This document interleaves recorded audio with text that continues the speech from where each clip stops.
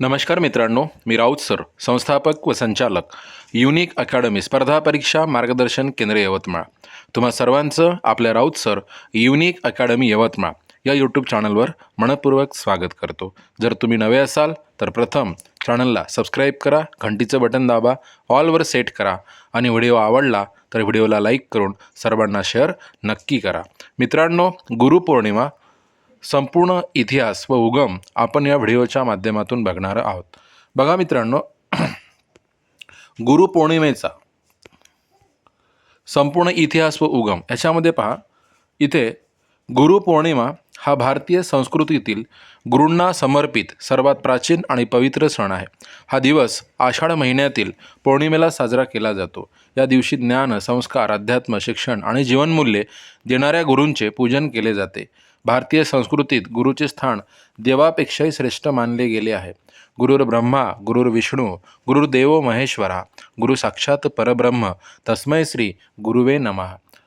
मित्रांनो, गुरु या शब्दाचा अर्थ संस्कृतमध्ये गुरु या शब्दाचा अर्थ गु या अक्षराचा अर्थ अंधकार, अज्ञान, तिमिर असा होतो आणि रू या अक्षराचा अर्थ दूर करणारा, ज्ञान देणारा, म्हणजे जो अज्ञानाचा अंधार दूर करून ज्ञानाचा प्रकाश देतो तो गुरु. गुरुपौर्णिमा म्हणजे काय? गुरुपौर्णिमा म्हणजे गुरुप्रती कृतज्ञता व्यक्त करण्याचा दिवस. या दिवशी आपले शिक्षक, आध्यात्मिक गुरु, आईवडील, जीवनात मार्गदर्शन करणाऱ्या व्यक्ती ह्यांचा सन्मान केला जातो. त्याच्यामध्ये शिक्षक, आध्यात्मिक गुरु, आईवडील, आपल्याला आपल्या आयुष्यामध्ये मार्गदर्शन करणाऱ्या व्यक्ती या सर्वांप्रती आदरभाव व्यक्त करण्यासाठी, कृतज्ञता व्यक्त करण्यासाठी गुरुपौर्णिमा साजरी केली जाते. गुरुपौर्णिमेचा उगम कसा झाला?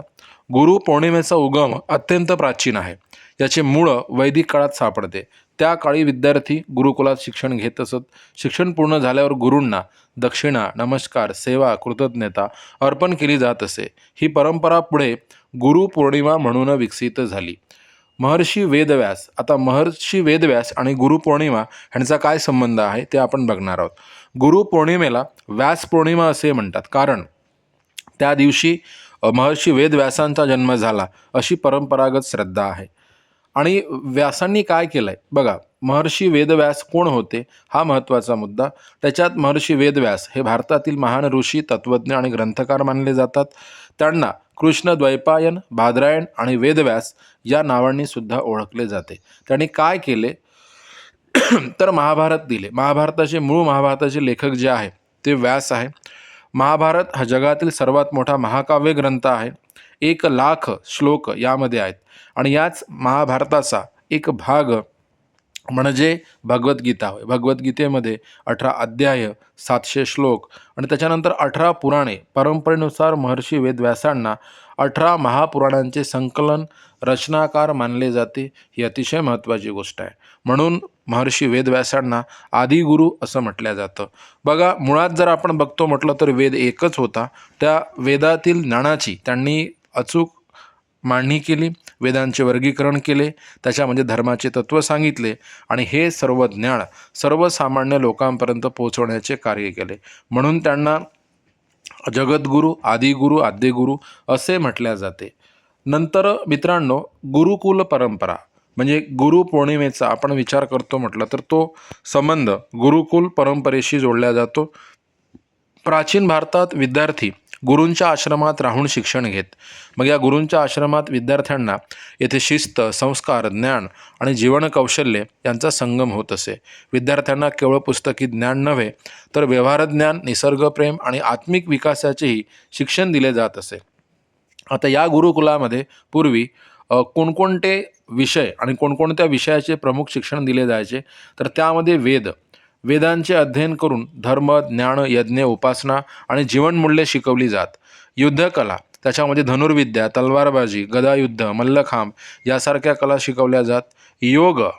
योगामध्ये योग, प्राणायाम आणि ध्यान यांच्या माध्यमातून शारीरिक व मानसिक स्वास्थ्याचा विकास केला जात. आयुर्वेदामध्ये वनस्पती, औषधी, आहार आणि जीवनशैली यांचे ज्ञान देऊन आरोग्य जपण्याचे शिक्षण दिले जात. गणितामध्ये संख्या, बेरीज, वजाबाकी, भूमिती, मापनशास्त्र ह्यांचे शिक्षण दिले जाते. तर ज्योतिष याच्यामध्ये ग्रह नक्षत्रांचे ज्ञान, पंचांग, मुहूर्त आणि खगोलीय घटना यांचा अभ्यास केला जात. कृषी, शेती, पिकांची लागवड, सिंचन, पशुपालन यांचे व्यावहारिक शिक्षण दिले जाते. सोबतच संगीताचे सुद्धा गायन, वादन, नृत्य आणि संगीतशास्त्र ह्यांचे शिक्षण घेऊन त्यांचे शिक्षण, कला आणि संस्कृती जोपासण्याचं काम या गुरुकुलाच्या माध्यमातून व्हायचं. मित्रांनो, गुरुकुल परंपरा ही केवळ शिक्षण पद्धती नव्हती, तर ती संस्कार, शिस्त आणि स्वावलंबन आणि राष्ट्र निर्मितीची पवित्र परंपरा होती.